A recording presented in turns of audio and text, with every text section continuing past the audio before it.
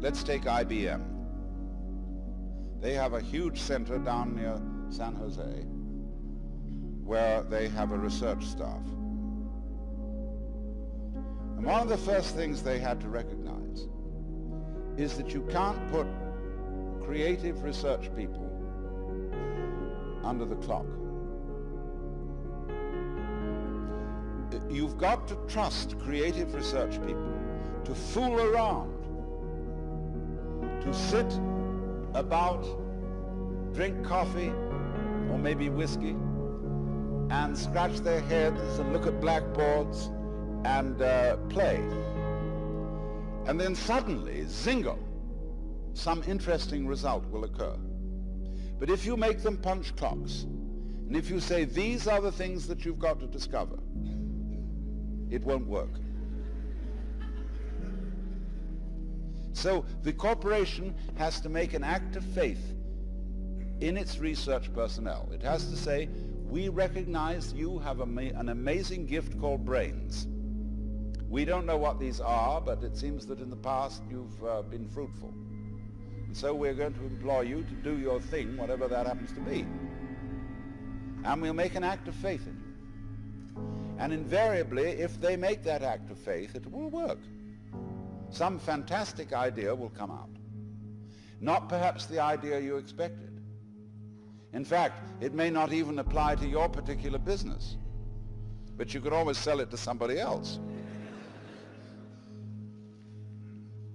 Now then, let me go. This is a fundamental principle.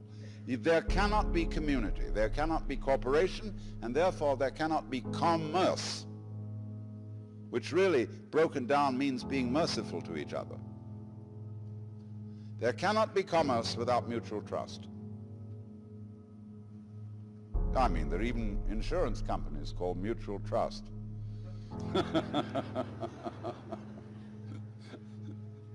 But it just can't happen. The society at the moment is mutual mistrust. And therefore it becomes increasingly difficult to do anything.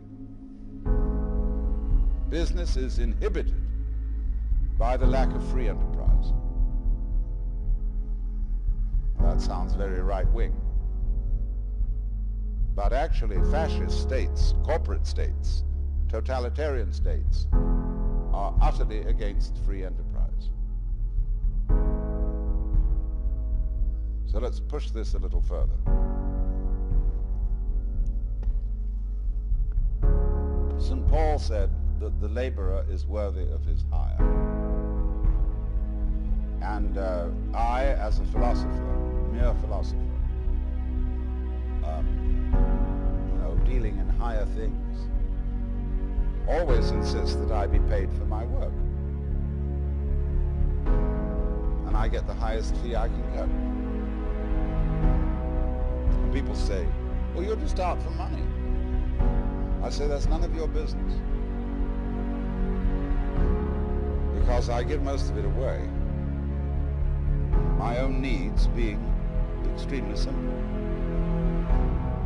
Although I enjoy good food, I don't even own a television set.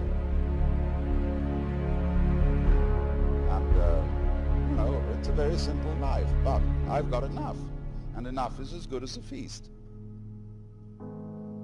You see, a lot of people don't feel happy unless they have another thing beyond money, which is called status.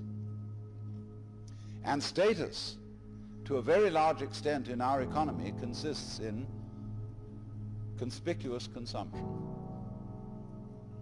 In having this thing and that thing and the other thing, in having a swimming pool, a Ferrari, certain kind of clothes, and certain kind of house with an enormous round style picture window, and so on and so on and so on.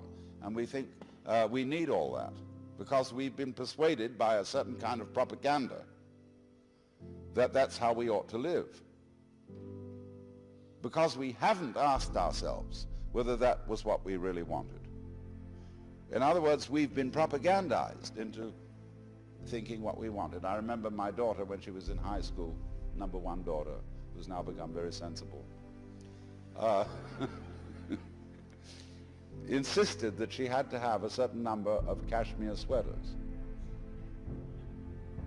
In those days, I couldn't afford them. I said, my dear, do you really want these?